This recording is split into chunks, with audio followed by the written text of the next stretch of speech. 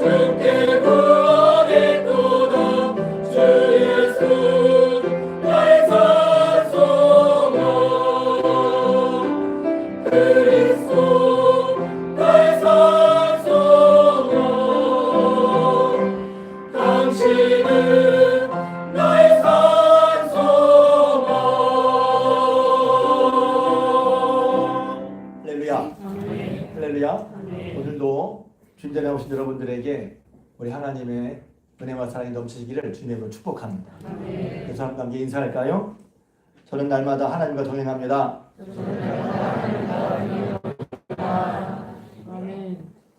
저부터 먼저 했죠? 다시 한번 인사하겠습니다. 날마다 예수님과 동행합시다. 아멘.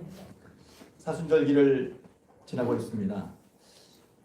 독생자 예수님을 우리를 위해 보내주신 하나님의 사랑이 여러분 마음 가운데 차고 넘치기를 축복합니다.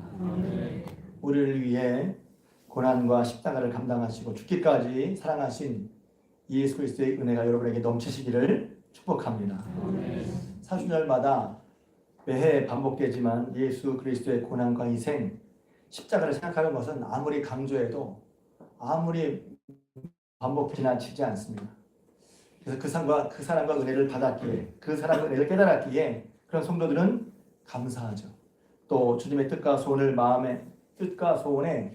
마음을 쓰게 되고 또 하나님의 뜻대로 무언가라도 해보려고 하게 됩니다.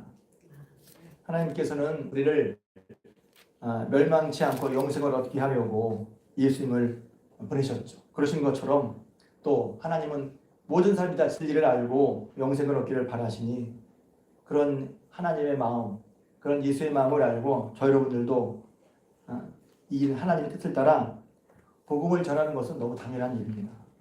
여러분 지난주에 전도를 위한 기도, 전도할 마음을 주옵소서, 전대문을 열어주셔서 기도하셨죠.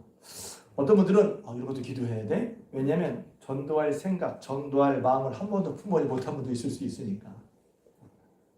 그냥 교회만 주일 한 번 나오면 잘하는 거라고 생각할 수 있으니까. 물론 주일날 교회 나오면 잘하는 거죠. 그렇지만 예수 믿는 건 그런 게 아니거든요. 그것이 다는 아니거든요. 그러니까 이런 기회에 왜 이렇게 해야지? 신앙은 단계가 있는 것 같아요. 단계를 정확하지 않지만 저를 보니까 그때는 이렇게 몰랐어. 안 깨달았죠. 근데 목사님이 교회를 하다 보면 왜 해? 왜 저렇게 해야 돼? 하다가 보면 깨달아지면 그게 맞는 거란 말이죠. 목사는 혹은 먼저 신앙의 선배는 내 생각대로 하는 것처럼 하나님 말씀대로 하는 거거든요. 그래서 설교는 그래서 하나님의 말씀이라고 하는 거예요. 어떤 분이 이렇게 생각할 수 있어요. 이건 하나님의 말씀을 듣지만 설교 말씀은 아니야. 제가 지난주에 마태복음을 하면서 그래서 그랬어요. 아니 목사 설교도 하는데 하나님 말씀이 들리겠어요? 거꾸로야. 목사님 설교는 별로고 하나님 말씀을 직접 들을 거야. 제가 그렇게 얘기했어요. 그 말도 일리가 있어요. 그런데 목사 말도 안 듣는데 하나님 말씀이 들리겠어요? 그러니 제가 하나님이란 말을 안 해요. 오해하지 마세요.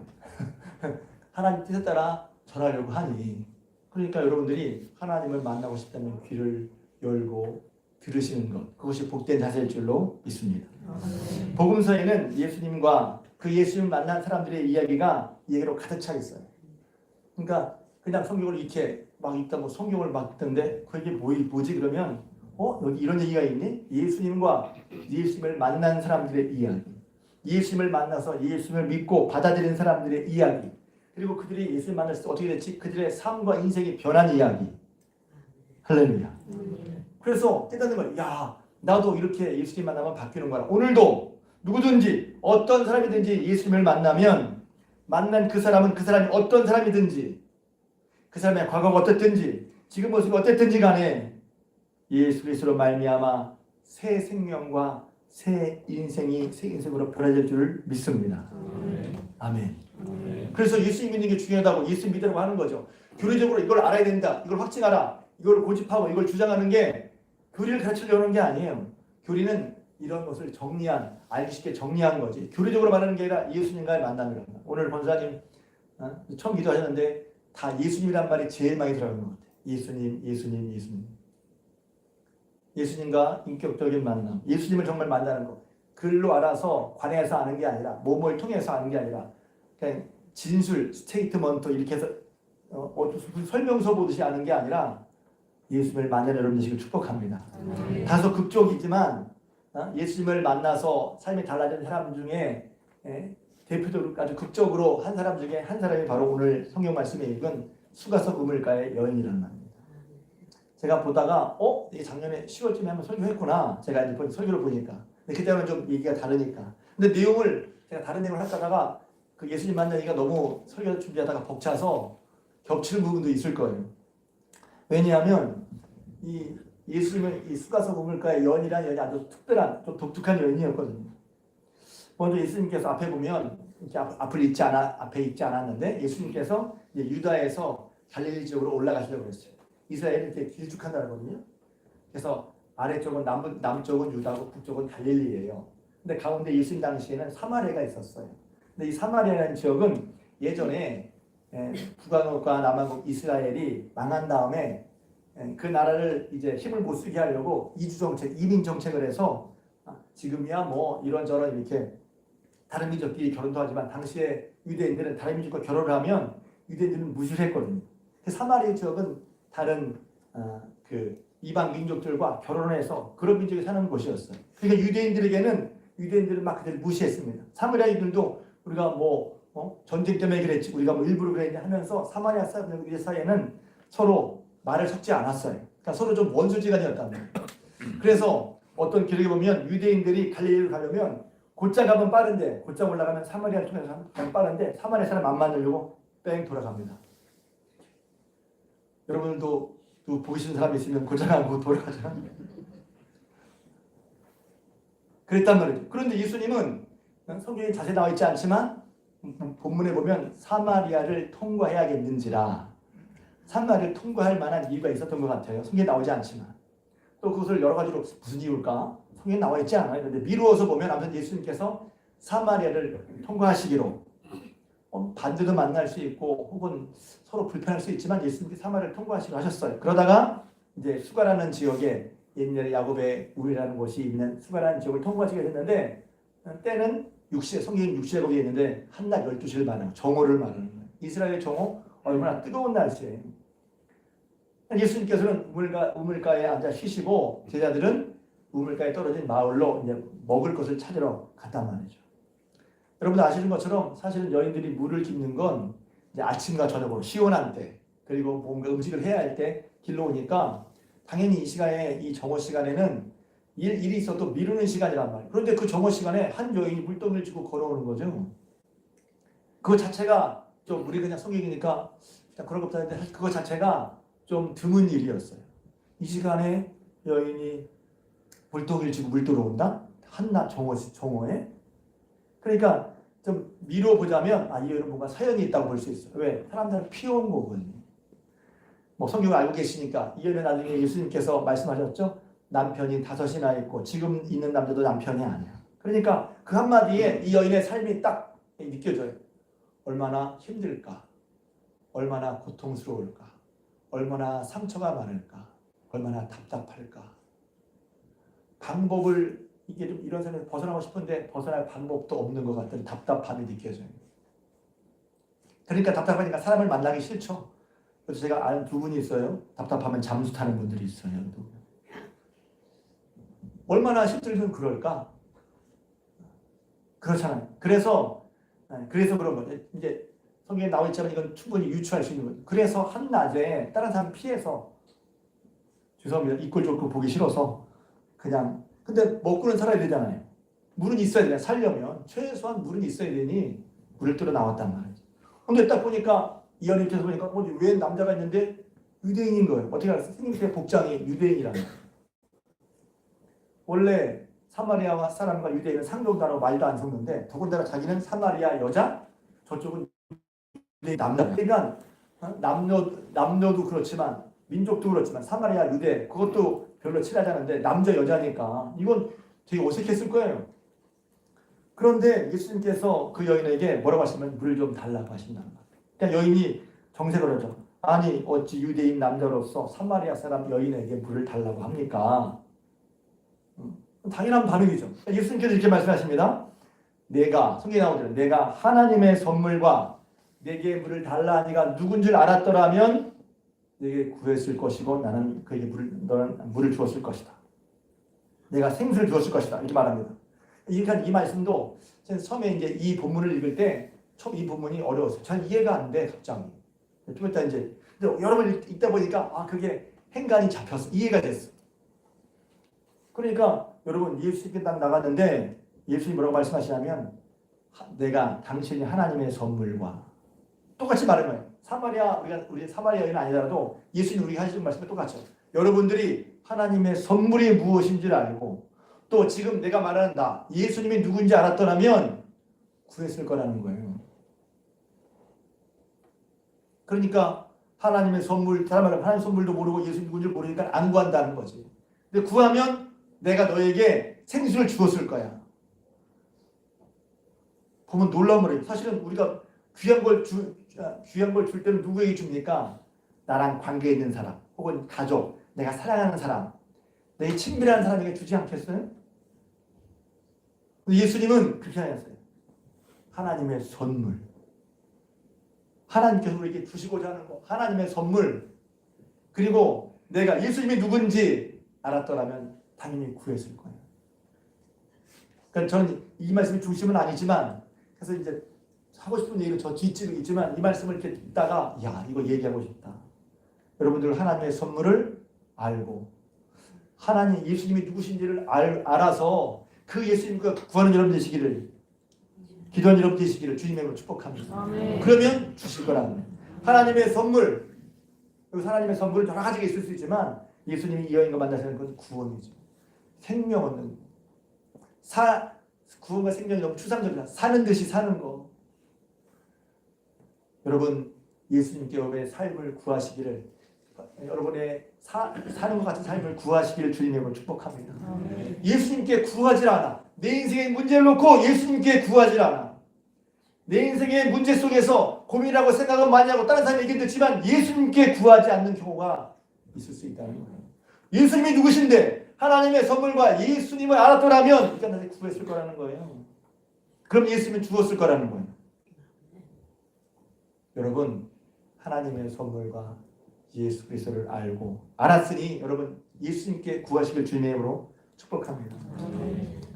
네, 지나가 계속 얘기해야 돼. 그러니까 이 여인이 갑자기 근데 제 생각인 거예요.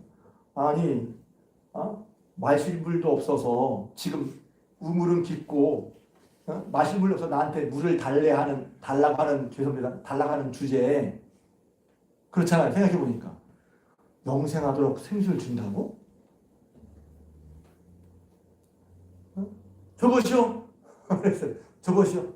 그래서 내가 다시 목마르지도 않고 다시 물 들어오지 않게 이것만 생각했어요. 그래 예수의 말씀하셨지만 이게 얼마나 괜히 모르고 내 입장에서 그래 그러면 다시 목마르지 않고 귀찮게 사람 만나도 귀찮고 사람 것도 귀찮은데 물 들어봐 살려고 물 들어봐야 되는데 다시 물 들어오지 않게 그 물 좀 줘보시오. 그랬단 말이에요.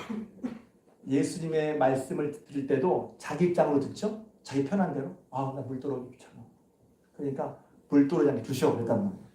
자 그랬더니 예수님이 하신 말씀은 이것이죠. 그러면 당신 남편을 데려오라. 밑도 끝도 없이. 그러니까 이 여자는 말이 저는 남편이 없습니다. 예수님께서 하시는 말씀이 네 말이 맞다. 내가 남편이 5이나 있었고 지금 있는 사람도 네 남편이 아니다.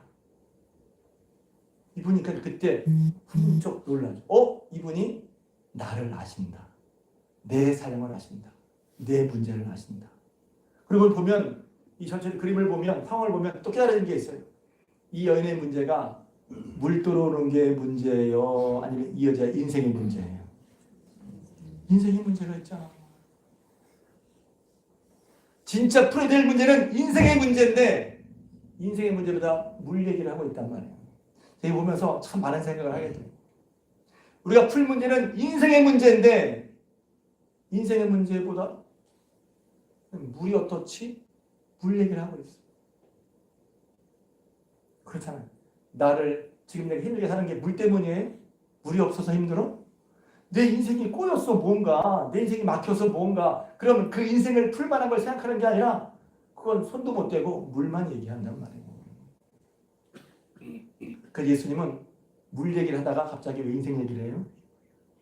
우리 인생에 내 힘으로 안 되는 것을 예수님은 만져주고 싶으신 거지. 그러니까 지금 네가 가장 예수님을 믿으면서도 내 인생의 가장 큰 부분은 어쩌면 기도하지 못하거나 기도가 안 돼. 그냥 피상적인 것만 기도를 해. 정말 내 힘으로 안 되는 거, 어려운 걸 기도하지 못해. 구하지 못할 수 있단 말이에요. 그런데 예수님이 이 여인의 깊은 것을 아셨다는 거죠. 이 여인이 흠집 깨닫고 그 다음에 선지자신가 보군요. 이 부분이 중요한 거예요. 선지자신가 보군요. 한 다음에 물에 있었던 이저의 관심이 뭘로 가냐면 예배로 간다. 그래서 여러분, 예배를 관심이 있어 하는 것이 신앙생활의 변화 중에 하나예요. 저는 가끔 예배를 드리는 거 보면 그 사람의 신앙이 얼마인가 가늠해 볼 수 있어요. 예배 시간을 어떻게 여기는지, 예배 때 자세를 어떻게 생각하는지, 그걸 보면 그 사람의 신앙을 가늠할 수가 있어요. 여러분, 평가한단 말이 아니라 내 신앙을 알아야 될 거 아니에요. 예배를 어떻게 여기고 있어요? 예배 시간에, 예배를 드릴 때, 예배 나올 때, 딱 여러 가지 일들이 있지만 예배를 얼마나 귀하게 여기고 하는지 보면 그 사람의 혹은 나의 신앙을 가늠해 볼 수 있다는 거예요. 물 얘기하다가, 왜? 물 얘기는 당장 내 삶에 필요한 거 아니에요? 내 삶에 당장 필요한 거, 내 삶에 당장 와닿는 거, 뭐가 필요할까? 먹는 거, 무슨 운동, 어디 가는 거, 내 삶에 당장 필요한 거, 직장 생활, 필요하지 않은데 나쁘다는 게 아니에요. 그것만 있지, 더 깊은 얘기. 내 인생의 문제를 해결해, 내 인생의 문제가 있는데 그것과 예배가 어떤 관계가 있는지. 예배로 마음을 돌려줘요. 그래서 제가 이걸 보다가 왜 갑자기 이렇게 되나? 처음에 읽다가 이게 갑자기 왜 예배 얘기가 여기서 왜 나오지?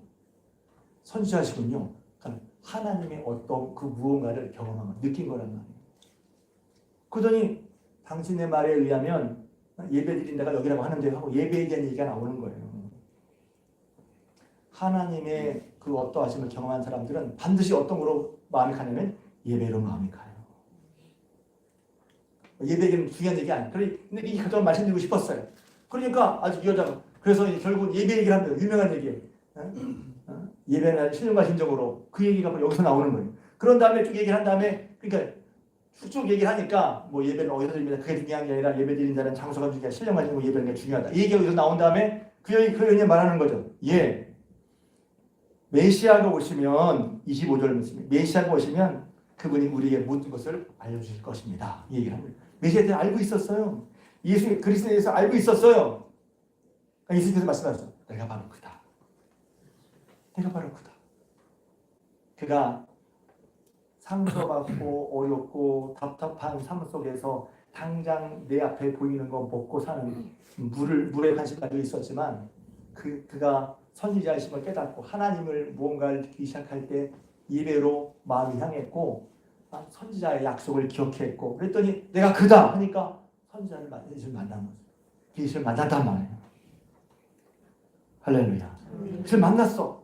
그 다음에 그것도 문제예요. 지금까지 이현이 어땠어요? 그의 삶 때문에 제가 지금 이제 생각을 해봐. 사람 만나기 싫어서 몰래 낮에 한낮에 뜨거운데 물동을 지고 나왔단 말이에요. 그 여인의 속이 얼마나 괴로운지 답답한지. 그래서 대인기피증, 요새 말하면 우울증, 공황장애 아닌 것 같아. 그 정도까지 지금 부르고 있단 말이죠. 그런데 이 여인이 예수 만난 다음에 갑자기 어떻게 했습니까? 그때 마침 이제 마을로 먹을 걸 찾으러 갔던 쟤들 딱 만났는데 쟤들을 보니까 예수님과 사마리아 얘기하고 있단 말이에요. 저 이상한데? 예수님 유대인 남자, 사마리아 여인 여자 무슨 얘기를 하고 계신 거예요? 아무도 묻지 않았어요. 근데 그때 여인이 말합니다. 내가 그러라. 예수님께서 약속한 메시아 그리스도인 줄 알았다고 하니? 라고 하니까 그걸 듣고서 물동이를 버려두고 되게 볼 때마다 야 이거 만약에 영화를 찍으면 나는 물동이에 크로도 갈 거야. 쫙. 물동이는 뭐였어요? 그 여자가 상처 속에서도 이건 필요하다고 생각해서 늘 가지고 다니던 물동이었단 말이야. 귀한 거죠. 근데 그 물동이를 버려두고 동네로 들어갔어요. 이 동네 들어갈 때도 마찬가지야. 그전에는 어땠죠? 사람들을 피해 다녔잖아요. 근데 자기가 자발적으로 동네 사람들이 뛰어 들어갔단 말이야. 그전에는 도망 다녔어요. 그러니까 이 과정에 벌써 뭐가 있냐면 이 여인이 그동안의 상처 때문에 아픔 때문에 고통 때문에 사람과 만나려고 하지 않았던 그런 매임이 풀어졌단 말이죠. 이 여인을 꽉 잡고 있었던 게 뭐야? 상처가 아픔이 있어서 사람들 안 만나고 그래서 스스로 자기를 올가맨 것이 예수님 만난 다음에 풀어진 거니까 먼저 사람들 찾아갔어요. 먼저 이야기를 걸었어요. 이게 별거 아닌 것 같아? 자유, 스스럼에서 벗어났어요. 그리고 말을 걸었어요. 다른 말이 아니라 여러분 내가 한 일을 그러니까 이걸 보면 또 뭘 미국을 쓰냐면 이 여인이 동네에서 소문이 다 났을 거야. 내가 한 일을 다 내게 말한 사람을 와서 보라. 그건 그리스도가 아니냐. 자, 그동안 이 여인을 봐왔던 동네 사람들의 입장에서 보겠어요.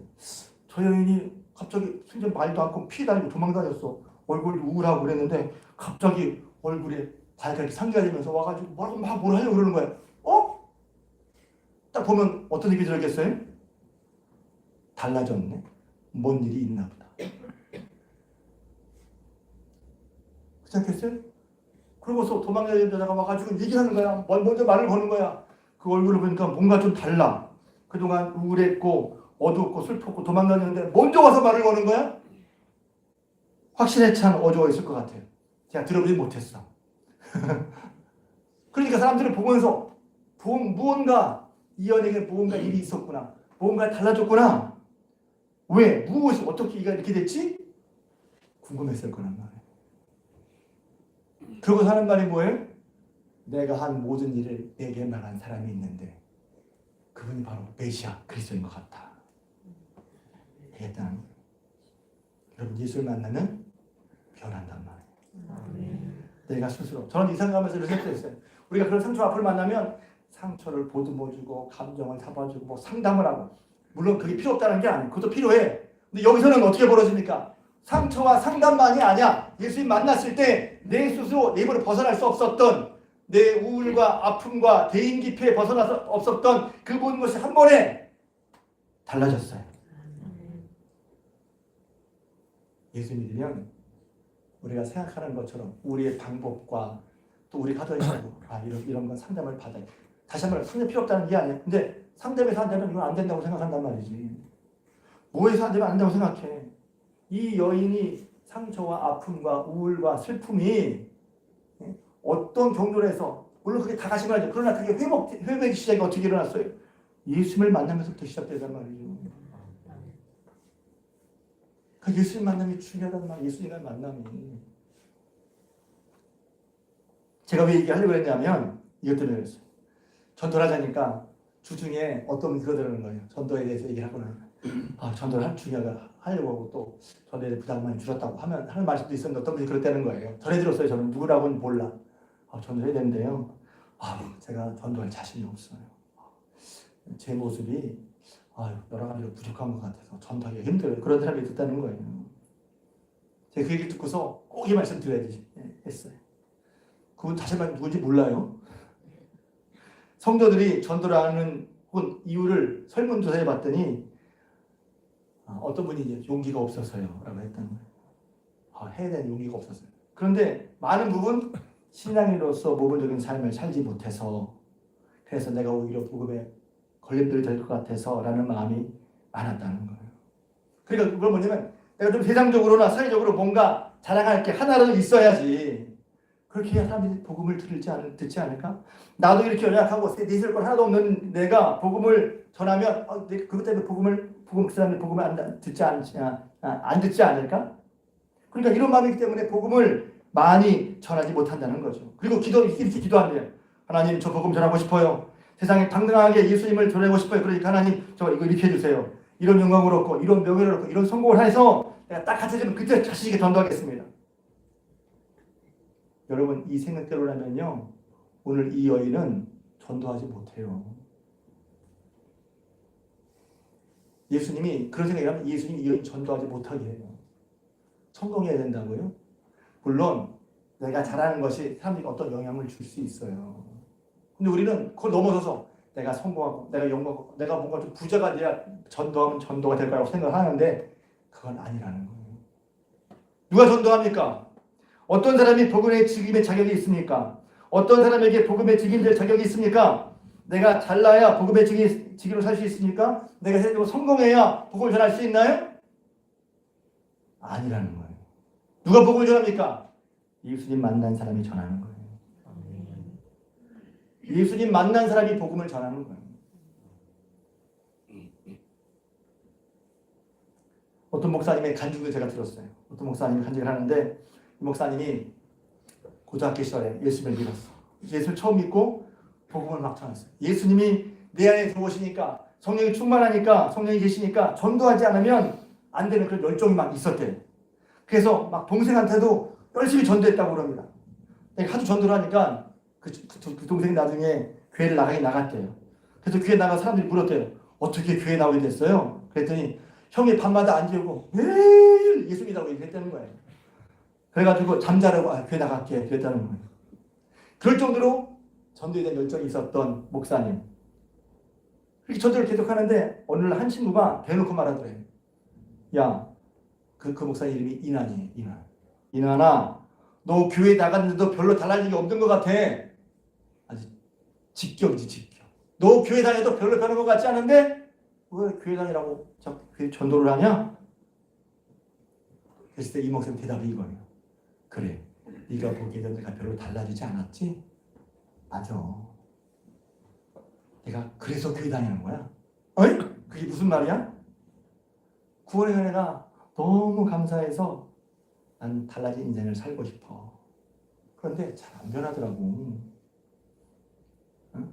그래서 내가 얼마나 죄와 허물로 인해서 망가졌는지를 내가 깨닫게 됐어. 그런데 말이야, 하나님은 이런 망가진 나를 그렇게 사랑하신다는 거야. 그래서 교회 다니는 거야. 그래서 전도하는 거야. 여러분, 전도는 자격을 갖춰서 성공을 해서 사람들에게 자랑할 것이 있어서 됨됨이가 온전해야만 할 수 있는 게 아니에요. 누가 전도합니까? 예수님 만난 사람이 전도하는 거예요. 그래서 이언이 한 얘기가 뭐예요? 와서 내가 말한 거, 내가 행한 모든 것을 말한 그분을 봐라 하는 얘기. 다른 게 없어. 이 여인이 학력이 있습니까? 명예가 있습니까? 좋은 평판이 있습니까? 성공했습니까? 그래서 이 여인의 얘기를 사람들이 들은 게 아니란 말이야. 물론 그럼 성공하면 더 어떤 면에서 유리할 수도 있죠. 근데 이걸 성공해야만 된다. 내가 잘해야만 된다. 이것 때문에 입을 열지 못하니까 그게 아니라는 거예요. 중요한 건, 오히려 더 중요한 건 이거예요. 이렇게 물어보고 싶어요. 예수님 만났어요? 여러분 예수님을 만났어요? 그렇게 물어보고 싶은 거예요. 오히려. 만난 사람이 전하는 거예요. 만난 사람이 말할 수 있는 거예요. 그러니까 저는 제 전도를 생각할 때마다 이렇게 말하면 목사님 이럴 수 있어요. 목사님이니까 아니, 저도 전도가 어렵고 부담스러워요. 그러나 전도를 할 수밖에 없고 해야 하는 이유는 뭐냐면 만났으면 말할 수밖에 없단 말이에요. 그 전도는 항상 저는 그래요. 전도는 제 신앙을 확인하는 확인 코드야. 내 목회가 하나님 뜻에 지금 합당하고 있나? 합당한 방향 가고 있나? 하는 확인 코드가 전도예요. 그러니까 말해서 사람 많이 모였어. 헌금도 많이 거쳐. 전도하지 않으면 하나님 뜻에 합당하지 않아요. 반대로 교회가 적어. 사람들 별로 없어. 그런데 그 교회가 예수님 전하려고 애써. 그러면 그 교회는 하나님께 칭찬받는 교회가 되는 줄로 믿습니다. 그러니까 전도를 그렇게 해서 못할 게 아니라 해야 되는 거란, 할 수 있는 거란 말이지. 전도를 누구에게 할까? 전도 대상자라는 말이면 올바로 해보면 주위 사람들, 여기서 제일 먼저 동네 사람들에게 했단 말이에요. 왜? 매일 만나는 사람들. 현대 전도학에서 가장 좋은 전도법으로 추천되는 거. 전도법 그러면 또 빡빡해지는데 뭐냐면 관계, 아는 사람들 전도하는 거예요. 관계 전도가 뭐냐면 일상생활에서 자주 만나고 접촉한 사람들, 좋은 관계를 맺고 복음을 전하는 사람들. 이번에 신방하는 가정은 어떤 분이 이미 하고 계신 분이 있어. 그분을 딱 하면 난 가자마자 난 어느 교회 누구라고 말을 하는데 그 때문에 미리 말하면 조심 들어가서 그리고 보는 사람마다 내가 그리스도인으로서 그들에게 좋은 영향을 나쁜 영향을 주지 않도록 애를 쓰신다는 거예요. 그리고 벌써 전도사 사람 누구 벌써 2명을 전했어. 왜? 보니까 불쌍하다. 야, 그래서 이미 전도하고 분이 계시구나. 그런 마음이란 말이에요. 매일 자주 만나는 사람, 운동하다 만나는 사람, 직장에서 만나는 사람. 물론 전도는 여러 가지 방법이 있어요. 노방전도, 축허전도, 무소전도. 에머 타운스라는 교회 성장학자가 교회 사람들이 어떻게 처음 나오게 되는지를 연구를 했어요.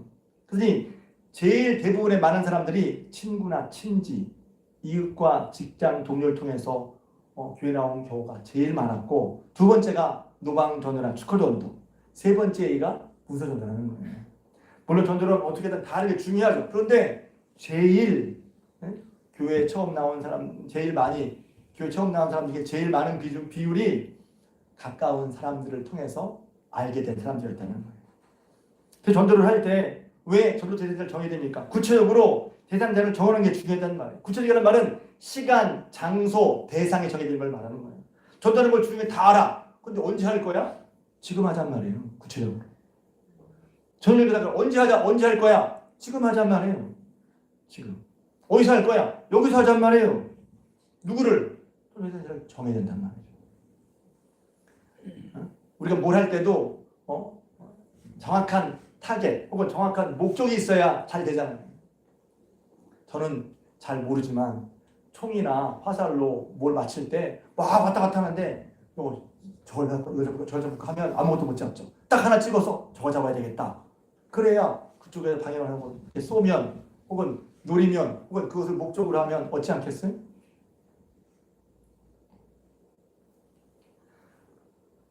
제자들도 마찬가지예요. 요한복음 1장에 보면 세례 요한을 따르던 두 제자들이 세례 요한이 말했어요. 보라, 예수님께 보라, 하나님의 어린 양이다. 그러니까 두 사람이 예수님을 따라갔어. 근데 그 중에 한 사람이 안드레였단 말이야. 안드레가 누굴 불렀는지 알아요? 시몬을 불렀어요. 자기 형제를 불렀단 말이야. 가족 중에 하나를 불렀다. 또 예수님께서 빌립을 전도하시니까 빌립을 가다가 누굴 불렀냐면 나다나엘을 불렀어. 동네 친구야. 그러니까 여러분들이 전도를 위해서 기도했어요. 이건 하나님을 만난 사람이라면, 하나님의 뜻을 아는 사람이면 너무 당연한 거예요. 그 다음에 대상자를 왜 정해야지? 교회에서 억지로 막 시키라고 해요. 아니, 하나님이 일을 하고자 할 때 구체적이야 그게 된단 말이죠. 그래서 전도 대상자를 정하라는 거예요. 여러분 지금 주보지에 전도 대상자 구하는 건 다 껴져 있죠. 다 들어보세요. 없으신 분 있어요? 없으신 분 있다면 성교 구원들이 잠깐 하나 있어요. 친구여 우리 함께 노래의 아름다운 주의 사랑은 전도 대상자 작정서 이름, 휴대번호, 휴대전화번호, 관계. 그렇죠? 그래서 3명 이상 하지 마세요. 5명이신 분도 있으는데 그렇게 하지 마세요. 3명만 하세요. 아니면 1명이라도 괜찮아요. 없으면 기도하시면 돼요. 기도표도 하는 걸 이제 주중에 선교부에서 다 철저는 다 표를 만들지 말자고 했는데 표를 만들어서 다 붙일 텐데 이름, 휴대전화, 관계 계속 기도하는 게 전도할 마음을 주세요. 혹은 전도의 문을 열어주세요. 누구를 전도할지 구하고 찾게 해주세요. 이 필요하단 말이죠. 왜? 지금 이 여인도 예수님 만나고 동네 사람들에게 가까운 사람. 예수 제자들도 보면 가까운 형제에게, 가까운 친구에게 전했단 말이죠. 친구를 만나고 가족이 있어도 우리 집은 다 믿는데요? 그럼 얼마나 할렐루야예요. 또 이렇게 말하면 멀리 떨어져 있는 가족들을 위해 기도하지 말라는 게 아니에요. 그런데 전도 대상자는 예비 신자는 내가 매일 만나는 사람들, 영향을 주신 사람 중에 택하시면 좋겠어요. 그리고 구체적으로 정해야 돼. 그렇지 않으면 전도를 해야 되는데 누구를 하지? 정해지지 않으면 정신이 없어요. 산만해져요. 전도는 하나님이 기뻐하신 일 가운데 하나님. 왜? 예수님이 오신 이유잖아요. 하나님이 예수를 보내신 이유, 예수님이 십자가에 죽으신 이유가 뭐죠? 영혼을 구하는 거야. 근데 그것이 제가 지난 10월 달에 여러분 게시판에 여러분 성경도 전도라고 되어 있잖아요. 하나님의 뜻이야. 하나님의 소원이야. 예수님이 오신 목적이야. 십자가에 지신 게 뭐예요? 우리 영혼을 구원하시려고 한 거야. 우리 믿고 구원받았어. 근데 그 구원받은 것은 세상 사람들이 몰라. 먼저 믿은 우리가 전해야 알 수 있단 말이에요. 왜? 하나님의 지혜로는 전도의 미래라는 것을 세상 사람들은 알 수 없으니 전도의 미래라는 것을 알려줘야 돼. 우리는 왜 그러냐면 전에도 안 믿는데 그게 아니라 예수님이야말로 하나님의 지혜요, 하나님의 방법이요, 하나님의 능력이요, 하나님이 하시고자 하는 바라면 하나님께서 어떻게 세상을 구원하려고 하셨어요? 예수님을 통해서 구원하려고 하셨어요. 너무 당연한 얘기인가요? 그러니까 예수님이야말로 하나님의 구원의 방법이란 말이에요. 그 예수님을 전하자는 모르는데 어떻게 하겠어요? 신앙생활에서 중요한 한 축은 저도 그게 괜찮다면 전도 안 하고 싶어요.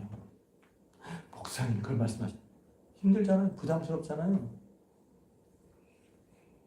그런데 이 전도는 예수 믿고 구원받은 사람, 구원의 은혜의 기쁨을 누린 사람이라면 안 하는 게 이상한 거예요.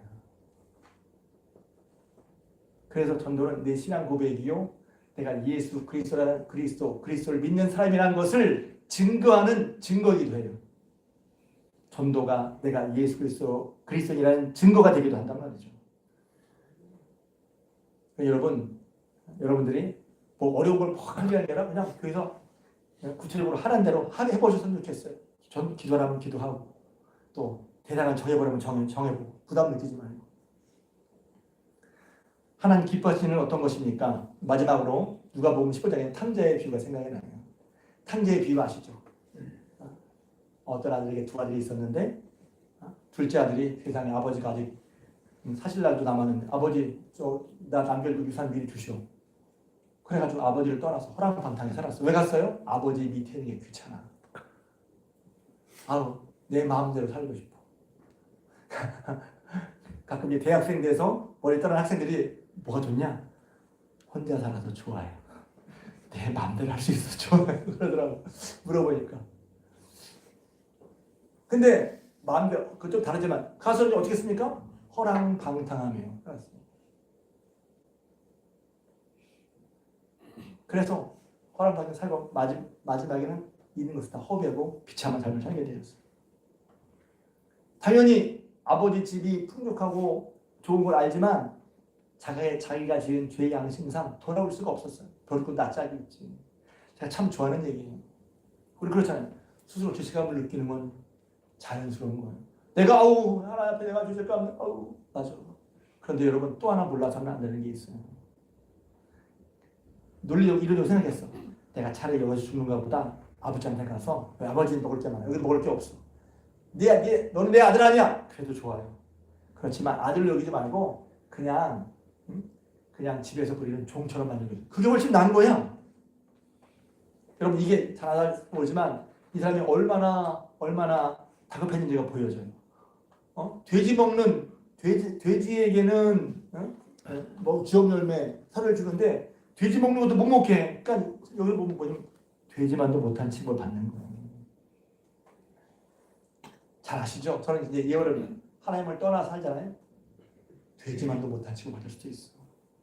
사람들은 그래요. 자기가 얻는 이익을 위해서는 사람을 사람 취급만 한단 말이에요. 세상을 보여주는 거죠. 그래서 하나님 차라리 아들이 아니어도 좋다. 일꾼 중에 하나만 여도 좋다고 이제 아버지 돌아갑니다. 싫으시면 어쩔 수 없다고 해요. 근데 이게 웬일입니까? 여러분 잘 아시죠? 아버지가 기다리고 있는 거예요. 생각할 때마다 마음이 뭉클해져요. 또 울까? 뭉클해져. 그러니 내가 올 줄 언제 알까? 아버지 기다리고 계셨어. 달려가서 아들을 껴안아주죠. 얼마나 냄새났을 거야. 되게 쳤으니까. 자기를 했나 먹기를 했나. 얼마나 지저분했을 거야. 지저분하고 냄새나고 상관이 없어요. 아버지가 그 아들을 안아줬어. 할렐루야. 얼마나 좋았을까. 그리고 너무 기뻐했어. 그냥 포부랑 너무너무 기뻐서 그냥 있을 수 없어. 잔치를 벌이자 했단 말이야. 그러니까 아들은 씻기고 입히고 실내를 신기고 가락지 채워라. 다시 회복하는 거예요. 그래서 회복은 어디서 벌어지는 줄 아세요? 아버지 길 올 때 벌어지는 거예요. 이것도 되게 중요한 얘기야. 내 삶의 회복은 어떻게 벌어져요? 아버지께로 갈 때 회복이 있는 거야. 내 생각과 내 뜻대로 계획대로 이루어지는 회복이 나는 게 아니라 아버지께로 갈 때 회복이 있는 거란 말이죠. 하나님 아버지 돌이키는 게 복이란 말이에요. 아버지께로 갈 때 회복이 있는 거예요. 다 회복시켜줍니다. 근데 집에 큰아들이 있어. 막 아버지가 사이비송을 먹고 잔치를 하니까 소리만 났어. 근데 큰아들은 착한 아들이거든. 밖에 일하다 왔어. 딱 왔는데 폼이 이상해. 왔으면 무슨 일이라고 들어갈 텐데 집에 안 들어가고 이게 뭔 일이야? 그래서 종을 부릅니다. 이것도 여러분 그냥 이해하고 그렇지만 좀 이상하잖아요. 아니 무슨 잔치장에서 들어가서 가면 좋을 텐데 안 들어가요. 불러. 야 무슨 일이냐? 종이 반색해서 말이야. 당신의 동생이 들어왔어. 아버지 들어왔어. 그러니까 세상에 이 아들이 화가 나는 거예요. 화를 냈어요. 아버지 아들이 돌아왔는데 화를 내요. 그 말합니다. 아버지 따집니다. 아버지 너무 싶은데 따지는 거야 아들이. 아버지 이럴 수 있어요? 제가 아버지 살면서 일 다 했는데 나한테는 염소새끼 한 마리도 안 주더니 아버지 차를 다 탕진한 죄송합니다. 저 새끼 왔는데 저거 왔는데 그렇게 한다고요? 그러니까 아버지가 얘기하는 야 넌 나 함께 했어. 내 것을 다 네 건 아니야. 그런데 네 동생은 죽었다가 살아왔어. 이렇다가 찾았어. 그게 내가 너무너무 기쁘지 않겠냐? 저는 이걸 읽다가 탕자가 보통 탕자를 둘째로 생각하는데 첫째도 탕자라고 생각했어요. 왜 탕자입니까? 아버지의 마음을 모르는 거예요. 아버지가 매일 밖에 나가서 둘째 아들 돌아오기를 기다리고 있어요. 그러면 집에 있는 아들이랑 어떻게 해야 돼? 아버지 너무 힘드세요. 제가 기다릴게. 제가 찾을게. 그래야 그게 효자지. 안 그래? 아버지의 마음과 생각은 나가는 일 때문에 애끓는 아버지의 마음은 전혀 상관도 안 해. 그리고 자기가 하는 것만 해. 자기가 해왔던 것만 해. 아버지의 마음 그렇게 애를 끓이고 매일매일 나가서 비거나 바람이거나 앉지도 못하고 서서 아들을 기다리는 나가는 기다리는 아버지의 마음을 이 첫째가 아무것도 몰랐단 말이에요. 그러면 같이 기뻐해 주지도 않아. 화를 내 오히려. 뭔 얘기입니까 이게? 예수님이 이 얘기를 하는 비유는 뭐냐면 당시 죄인들과 함께하는 예수님에 대해서 유대인들이 바리새인들이 비판할 때 한 얘기란 말이에요. 교회가 말입니다. 하나님 아버지께서 우리를 사랑하셔서 구원의 걸 알고 있어. 성도들이 알고 있어. 근데 아버지는 여전히 아직 밖에서 자기 돌아올 죄졌지만 구원해야 할 사람들이 그렇게 하면 애 끌고 있는데 집에 있는 아들들이 아버지 마음에 관심이 없어. 그거 불효죠. 신앙적인 불효예요. 그러니까 교회가 하나님 아버지의 마음을 알고 그 하나님 사랑을 아는 교회는 아버지 마음 때문에 전도하지 않을 수 없는 거예요. 내가 교회 생활에 만족할 속회를 드리고 뭘 하고 봉사를 하고 거기에 만족하게 되냐? 그것은 뭘 하게? 결국은 나를 이 산에서 구원하신 아버지의 마음을 내가 하나님의 사랑 우리의 감사로 한 것처럼 지금 그렇게 밖에 나가서 죄에 빠져 죽어가고 있는 저 사람들이 향한 아버지의 마음. 저는요 냉정하게 말하면 그 사람들 별로 사랑하지도 않아요 사실은. 목사님 사랑하는데 대신 아버지의 마음을 안타까운 건 조금 알겠어요. 그 사람들 누군지 모르는데 얼마나 솔직하게 저는 별로 사랑하는 마음도 없는 것 같아요. 그렇지만 하나님 아버지의 마음을 알겠어. 왜? 죄인인 나를 사랑하시는 하나님 아버지께서 그들을 위해서 안타까우시구나. 그건 알겠어요.